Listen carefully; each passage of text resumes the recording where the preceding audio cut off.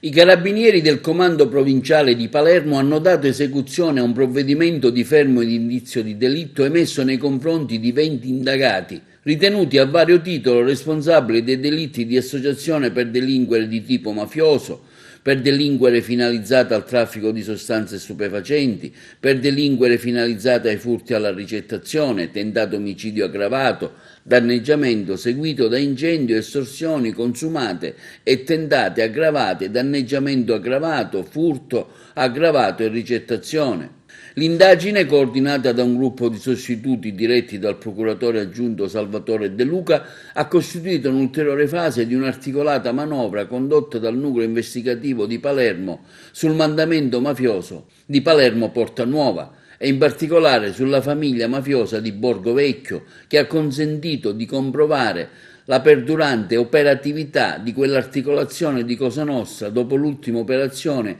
avvenuta nel novembre del 2017. I commercianti e i piccoli imprenditori finalmente denunciano, il Borgo Vecchio si ribella. L'operazione ha permesso di individuare il nuovo reggente della famiglia mafiosa di Borgo Vecchio in Angelo Monti. Eppure ti vuole conoscere, si sente dalle intercettazioni ambientali, una persona qua del borgo che comanda il borgo, un pezzo da 90, non un pezzo da 40, ripeto, un pezzo da 90, così dicevano gli uomini del borgo intercettati, ma no che comanda, nel senso è meglio di mio padrino, nel senso come comandare. Ti dico un solo nome, Angelo, il cognome non è giusto che te lo dico.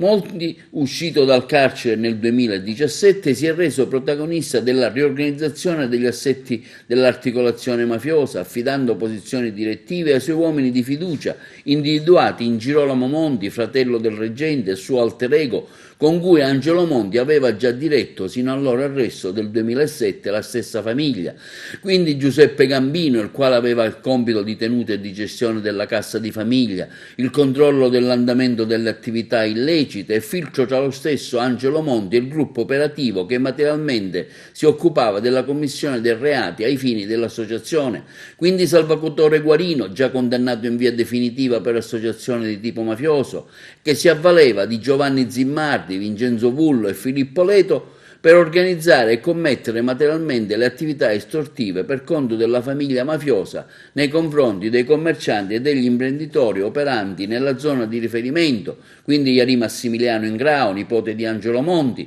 che ricopriva un ruolo importante di referente per conto dell'organizzazione mafiosa nel settore del traffico di sostanze stupefacenti. Per tale scopo Iari Ingrao si avvaleva anche dell'ausilio del materiale dei fratelli Gabriele e Danilo. I mafiosi sceglievano e ingaggiavano i cantanti attraverso le cosiddette riffe settimanali, raccoglievano le somme di denaro tra i commercianti del quartiere. Le somme venivano impiegate, oltre che per l'organizzazione delle feste e l'ingaggio dei cantanti, anche per rimpinguare la cassa della famiglia mafiosa ed essere in tal modo utilizzate per il sostentamento dei carcerati e per la gestione di ulteriori traffici illeciti. Le investigazioni consentivano così di documentare l'attivismo degli attuali esponenti apicali della famiglia mafiosa del Borgo Vecchio, i quali avevano il pieno controllo del comitato organizzatore anche delle feste patronali, decidevano i cantanti neomelodici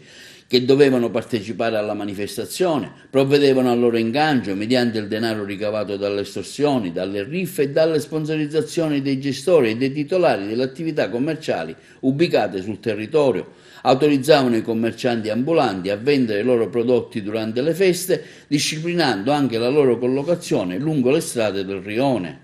In relazione a reati fine dell'associazione sono state ricostruite anche in maniera analitica 22 attività estorsive, aggravate dal metodo mafioso, 6 consumate e 16 tentate, perpetrate ai danni di commercianti, imprenditori operanti nel territorio di competenza della famiglia mafiosa di Borgo Vecchio, nonché attività estortive commesse attraverso il cosiddetto cavallo di ritorno. Il dato che maggiormente risulta dal punto di vista sociale conforta, deriva dal numero delle denunce spontanee da parte di imprenditori e commercianti. Infatti, su un totale di 22 episodi specifici, 13 casi sono stati scoperti grazie alle denunce autonome degli operatori economici, mentre altri 5 episodi sono stati ricostruiti autonomamente grazie alle indagini, ma poi confermati pienamente dalle vittime. Gli arrestati sono stati tradotti al carcere Pagliarelli di Palermo.